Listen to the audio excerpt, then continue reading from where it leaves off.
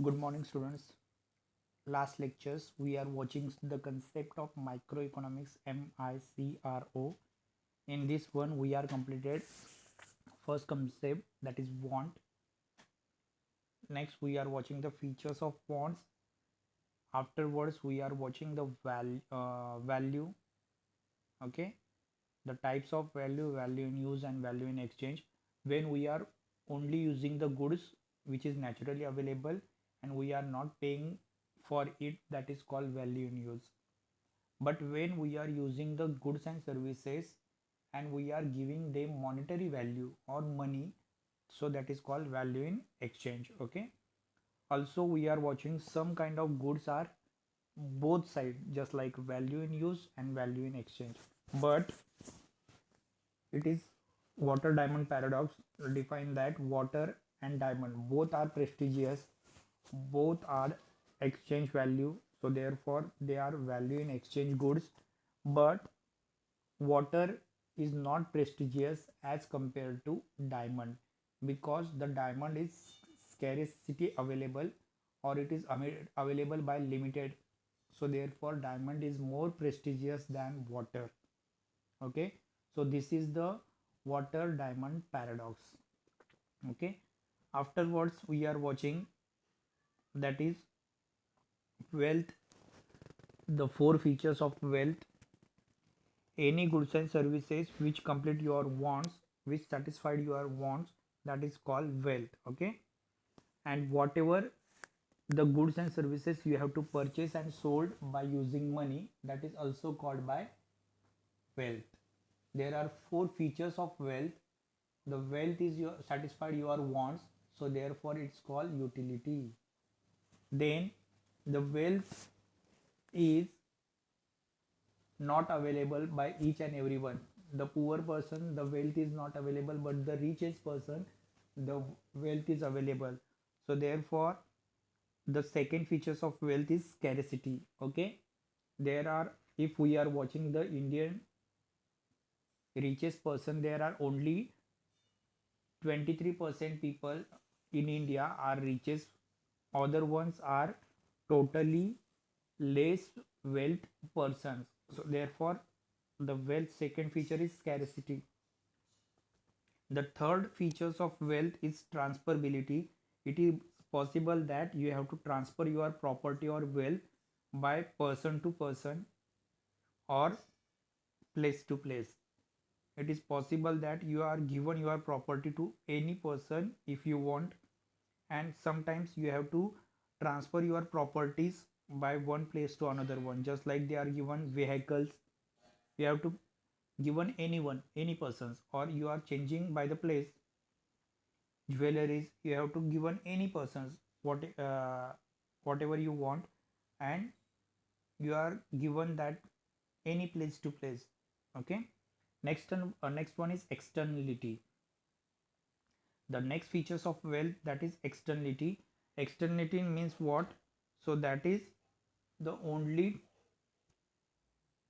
any goods and services which is not a human body, that is called wealth. Okay, human body is also wealth, but it is only for that persons. But when we are using too many goods, that goods are helpful for each and every person, that is poor person or richest person, that is possibly used for any animals also. So therefore any goods and services which is not an human wants or human body, that is called wealth. Okay, next one we are watching the economic activity in the last lecture. So economic activities we are watching, there are four types of activities.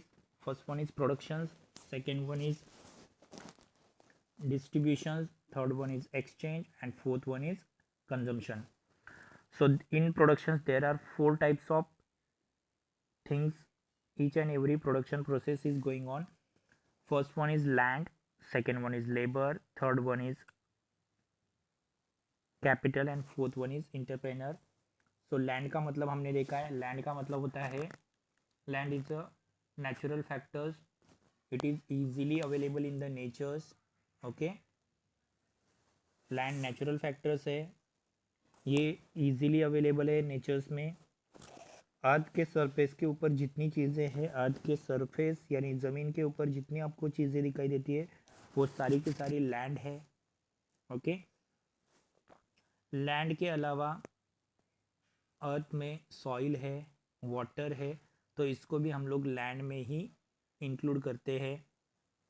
इसी के साथ आपको अर्थ पे air, sunshine, waters, reverse, wind, ये सब भी दिखाई देगा, तो इन सब को भी हम लैंड कह सकते हैं।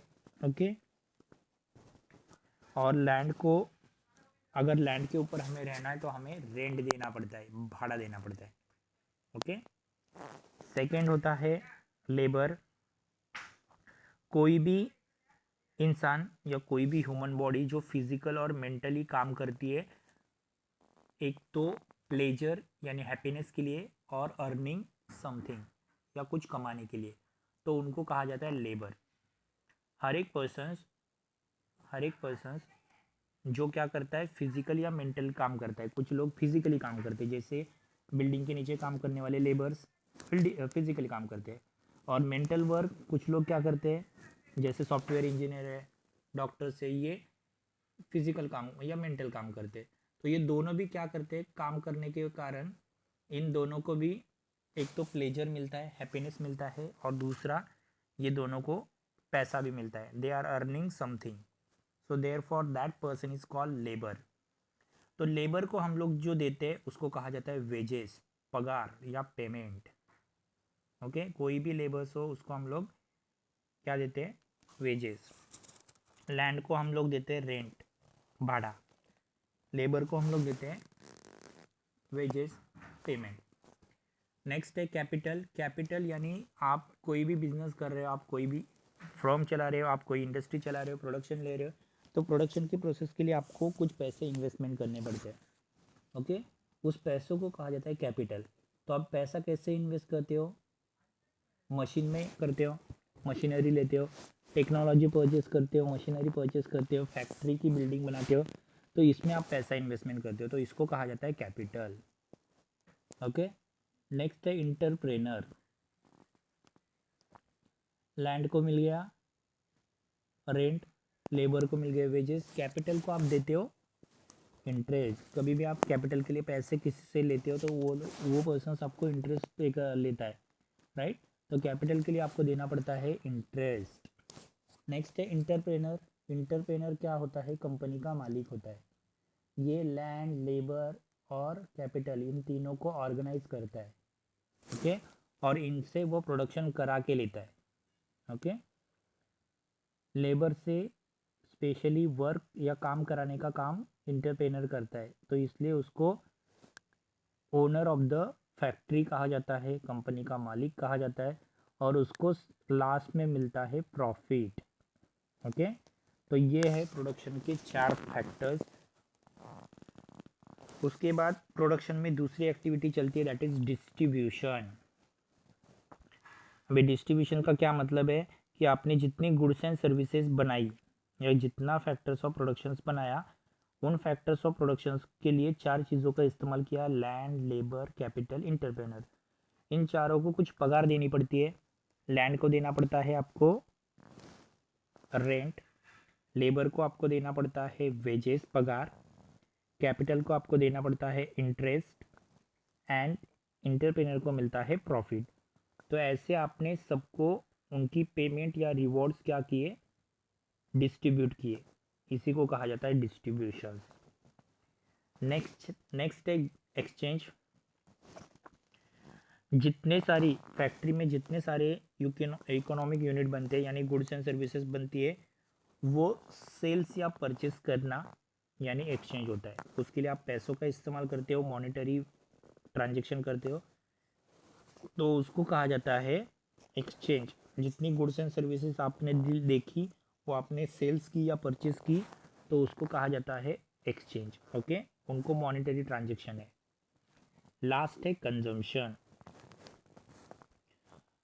अभी प्रोडक्शन हो गया, चीज़ें बनने लगी, डिस्ट्रीब्यूशन हो गया, उन चीज़ों को बनाने वालों को पेमेंट दे दिया, चीज़ों को सेल्स या परचेस किया, वो सेल्स या परचेज करने के बाद आप उन चीज़ों का इस्तेमाल करते हो आपकी वांट सेटिस्फाइड करने के लिए, ह्यूमन वांट सेटिस्फाइड करने के लिए आप उन चीज़ों का इस्तेमाल करते हो, तो उसको कहा जाता है कंजम्पशन।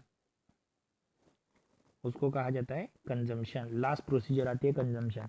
जो चीज़ें फैक्ट्री में बनी, जो चीज़ें इंडस्ट्री में बनी, उसको आप लोगों ने इस्तेमाल किया, इसको कहा जाता है एक्सचेंज। ओके, नेक्स्ट कंसेप्ट है macro economics, MACRO, macro. Micro economics जो है उसमें हमने individual firms, individual persons and individual factory, इनकी पढ़ाई की। अभी इंडिविजुअल का मतलब क्या है? इंडिविजुअल पर्सन्स, इसमें हमने हर एक पर्सन्स की डिमांड और सप्लाई देखा, हर एक पर्सन्स क्या प्राइस मांगता है ये देखा, demand supply and price. Individual firms में हमने देखे land, labour, capital, entrepreneur. Okay, लेकिन माइक्रो इकोनॉमिक्स इंडिविजुअल पढ़ाई चीज़ों की पढ़ाई नहीं करता है। मतलब वो demand, supply, price, land, labour, capital, entrepreneur, इनकी पढ़ाई नहीं होती वहाँ पे। वहाँ पे इकोनॉमी के सारे फैक्टर्स की पढ़ाई होती है। मतलब कंट्री की जो इकोनॉमी है या कंट्री को जो पैसा मिलता है, उन सारे पैसों की उसमें स्टडी की जाती है।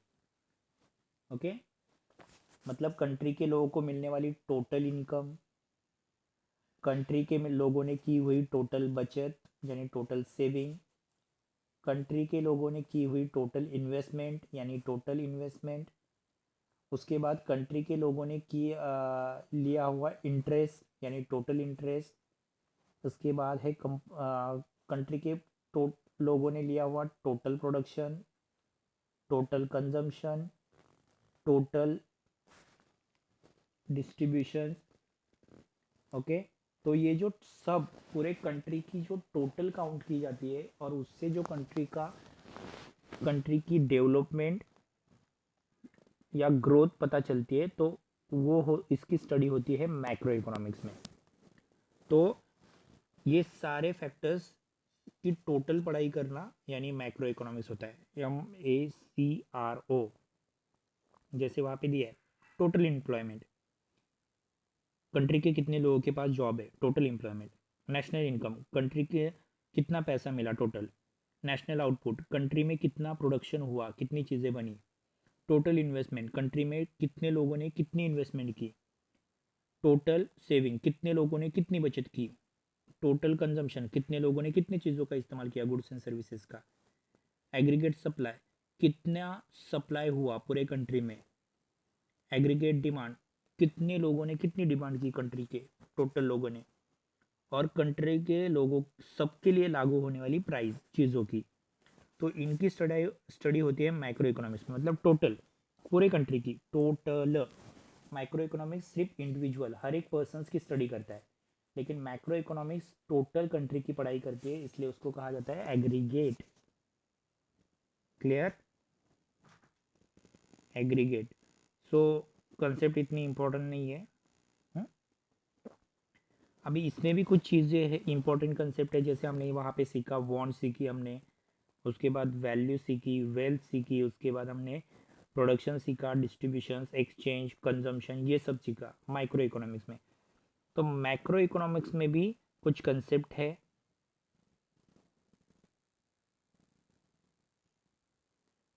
तो कंसेप्ट एक के बाद एक हम नेक्स्ट लेक्चर में देखेंगे। Okay, thank you students.